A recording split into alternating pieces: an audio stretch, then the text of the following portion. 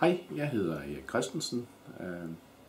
Jeg er indehaver af Scanfiber, som er placeret i Sindal.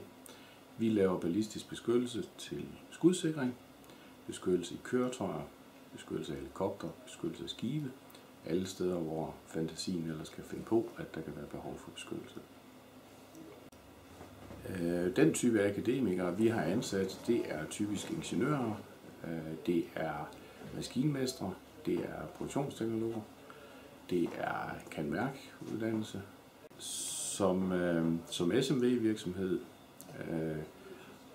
med et internationalt islet, så kan vi tilbyde en utrolig spændende hverdag, hvor man er i dialog med det meste af verden, hvor man udvikler spændende produkter, med til sprængningstest måske, skydetest osv.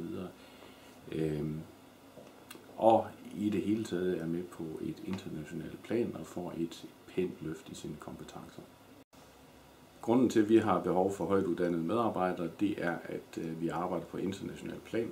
Vi arbejder med højstyrkefiber, det er ret teknologisk.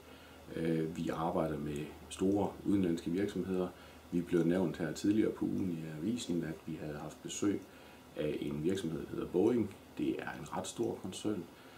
Hvis vi skal arbejde sammen med Boeing i fremtiden, jamen så kræver det nogle ekstremt dygtige medarbejdere med høj teknologisk indsigt.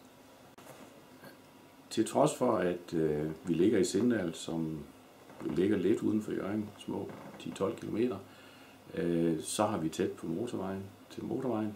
Det tager cirka en halv time, så er vi i lufthavnen og i Aalborg, som jo trods alt er Danmarks fjerde største by.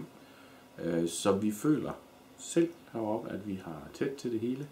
Fra Scanfibers side af har vi flere medarbejdere, der bor i det daglige i Aalborg, og som kører hver dag heroppe. Og jeg har endnu ikke oplevet, at nogen har kommet og sagt op på grund af, at de synes, at der er for lang kørselstid heroppe.